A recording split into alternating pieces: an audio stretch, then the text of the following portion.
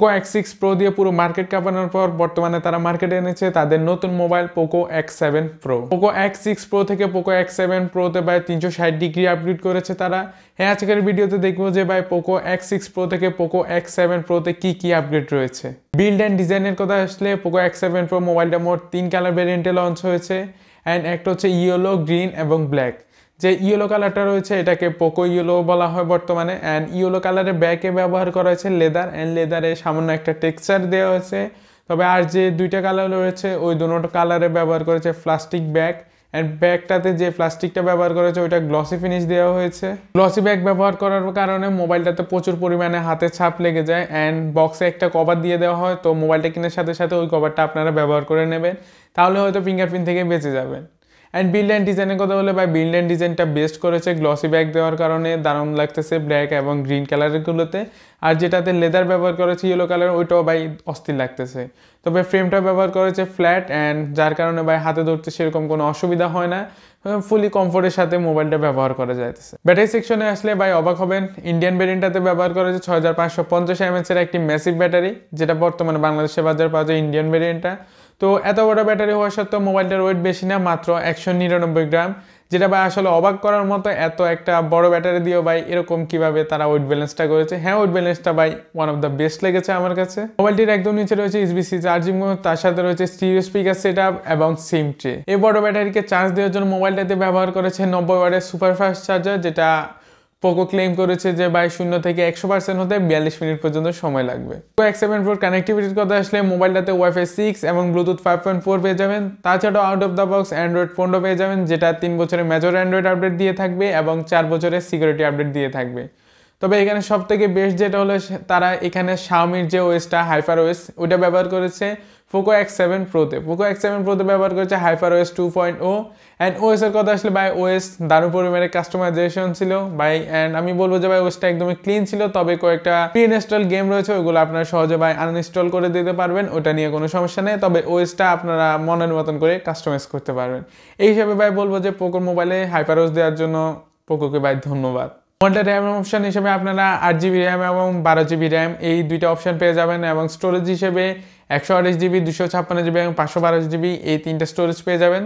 And স্টোরেজের কথা আসলে মোবাইলটাতে UFS 4.0 স্টোরেজ এবং LPDDR5X র্যাম ব্যবহার করা হয়েছে, যার জন্য ভাই ঠিক মতোই রিড অ্যান্ড রাইট স্পিড পাওয়া যাইতেছে। অ্যান্ড রিড অ্যান্ড রাইট স্পিডের কথা আসলে ভাই UFS 4.0 read and right speed পাওয়া যাচ্ছে। ডিসপ্লে হিসেবে রয়েছে 6.67 ইঞ্চির 120 হার্জের ফ্ল্যাট অ্যামোলেড ডিসপ্লে। অ্যান্ড ডিসপ্লের কথা আসলে ভাই ডিসপ্লেটা অসাধারণ করেছে তারা, ফ্ল্যাট ডিসপ্লে ব্যবহার করা হয়েছে, তার সাথে চিন অ্যান্ড বেজেলগুলো যদি দেখেন সিমেট্রিক্যাল রাখার চেষ্টা করেছে।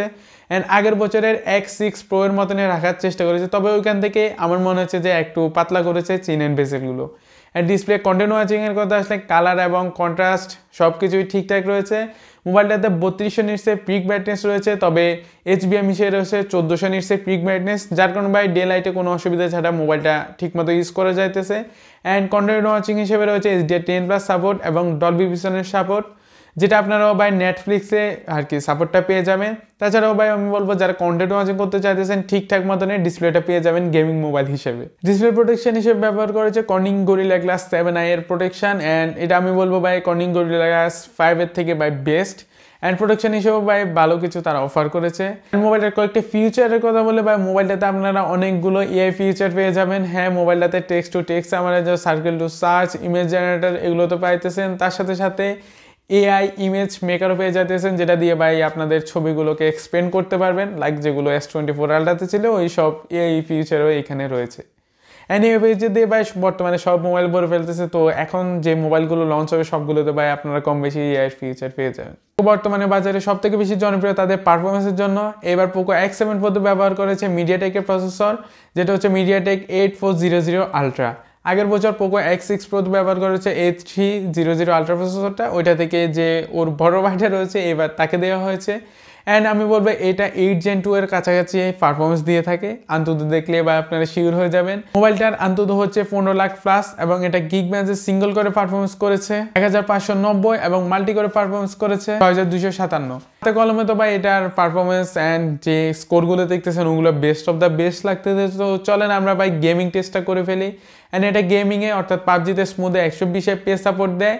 120 FPS এর কথা আসলে ভাই ঠিক মতন 120 FPS দেয় না, বা একদম যে কাড়া কাড়া 120 FPS দিবে ওইটা না, এটা 115, 116, 118 FPS দিয়ে থাকে। তবে হ্যাঁ, গেমিংটা বেস্ট করে দিয়েছে এই বাজেটের মধ্যে। অ্যান্ড এটা বর্তমানে বাংলাদেশে আপনারা প্রায় 38,000 টাকার আশেপাশে পেয়ে যাবেন ইন্ডিয়ান ভেরিয়েন্টটা। তবে এটার প্রাইস যদি 32 বা 30,000 টাকা হতো তাহলে বা আমার মতে বেস্ট ছিল, বেস্ট একটা ডিল হতো বর্তমানে। তবে হ্যাঁ, বাজেট হিসাবে আর পোকোর মোবাইলের পারফরমেন্স হিসাবে ভাই এটা বেস্ট বাজেটে বেস্ট গেমিং আর কি প্রোভাইড করতেছে। তবে এই বাজেটে বর্তমানে বাংলাদেশে আরও কয়েকটা চাইনিজ মোবাইলও পাওয়া যায়, সেই হিসেবে ভাই আমি বলবো যে যদি এটা অফিসিয়ালি ইন্ডিয়ান মোবাইল হয়ে থাকে তাহলে তো ভাই অবভিয়াসলি ভাই বেস্ট পারফরমেন্স দিতেছে এটা। অ্যান্ড পারফরমেন্সের কথা ভাই এইগুলো নাই বলে এই বাজেটে আরও মোবাইলও রয়েছে যেগুলোতে 120 FPS সাপোর্ট করে।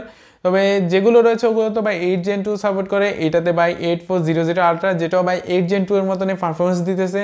অ্যান্ড পারফরমেন্সের কথা আমি বলবো যে ভাই ঠিকঠাকই রেখেছে, 120 FPS ঠিক মতনই, 1-1.5 ঘন্টা গেমিংয়ের পরও সেরকম পরিমাণে হিট হতেছে না। তবে 37-38 ডিগ্রির মতো হিট হতেছিল। এটা বর্তমানে শীতকাল, যার কারণে ভাই মোবাইলটার পারফরমেন্স কীরকম সেরকম বুঝে যাইতেছে, কিন্তু ঠান্ডা থাকার কারণে। যদি গরমকাল আসে তাহলে হয়তো বুঝে যাবে যে ভাই এটার পারফরমেন্স কীরকম এবং এটার হিটিং কীরকম হয়। তো এটা গরমকাল আসলে ভাই যদি আরেকবার রিভিউ করা হয় আপনাদের অনুরোধে, তাহলে ভাই অবভিয়াসলি ওইখানে আমি গেমিং টেস্ট করার পর বলবো যে ভাই ওইটার হিট কীরকম হয়েছে। পোকো সবসময় জনপ্রিয় তাদের গেমিং পারফরমেন্সের জন্য, তারপরে তারা চেষ্টা করে আর কি ক্যামেরার দিকেও নজর দেওয়ার জন্য। এবারেও তারা ব্যাকের মোড দুইটা ক্যামেরা সেটআপ ব্যবহার করা হয়েছে। একটা হচ্ছে 50 মেগাপিক্সেলের ওয়াইড অ্যাঙ্গেল লেন্স, যেটাতে ওয়াইএস সাপোর্ট পাবেন, আরেকটা হচ্ছে 8 মেগাপিক্সেলের আল্ট্রা ওয়াইড লেন্স। তাছাড়া আপনারা ব্যাক ক্যামেরা দিয়ে 4K তে 30, 60 এবং 24 FPS ভিডিও রেকর্ড করতে পারবেন। এবং ফ্রন্টে ব্যবহার করা হয়েছে 20 মেগাপিক্সেলের একটি ওয়াইড অ্যাঙ্গেল লেন্স, যেটা দিয়ে ভাই ওই 1080p-তে 30 এবং 60 FPS ভিডিও রেকর্ড করতে পারবেন। তো ভিডিওর দিকে ভাই ঠিকঠাকই রেখেছে, ভাই 4K সাপোর্ট তো দিয়েছে, তবে ফ্রন্টেও ভাই 4K সাপোর্টটা দেওয়ার দরকার ছিল আর কি ভাই, সবার মনের খুশির জন্য আর কি। তো চলেন আমরা পোকো X7 Proর কয়েকটা ছবির স্যাম্পল দেখে আসি। তো ছবির স্যাম্পলগুলি যদি দেখেন ভাই, প্রথম দেখে তো হয়তো কারো পছন্দ হবে, কারো পছন্দ হবে না। তার কারণ হতেছে ভাই কালার যদি দেখেন এটা ফ্যাকাশে করে ফেলে কালারটা। হ্যাঁ, এই যে বর্তমানে যে ফুলটা দেখতে পাইতেছেন এটার কালার কিন্তু এরকম না, এটার কালার হচ্ছে ডার্ক কালারের আরেকটু আর কি। যে রেড কালারটা রয়েছে ফুলের পাতার, ওই ভাই রেড কালারটা কোথায় ভাই পোকো X7 Pro হারিয়ে ফেলেছে আমি জানি না ভাই। ছবিগুলো একটু ফ্যাকাশে কালার দিতেছে। তবে বাজেট অনুসারে ভাই ক্যামেরার যদি পারফরমেন্স যদি দেখেন তাহলে ভাই ছবিতে ভাই কিছুই পাবেন না। তো সেই হিসাবে ভাই আমি বলবো যে টুকটাক ক্যামেরা হিসেবে ঠিক আছে। আর যদি জুম টেস্টটা করে ফেলি 1x, 3x, 5x, 10x, 1x and 3x যেটা, ওইটা ভাই ঠিকঠাক মতন ব্যবহার করা যাইতেছে। তবে এরপর যেগুলো ওগুলোতে ভাই আবার কালারটা ফ্যাকাশে করে ফেলতেছে অতিরিক্ত পরিমাণে, যার কারণে ছবিগুলো সেরকম সুন্দর লাগতেছে না।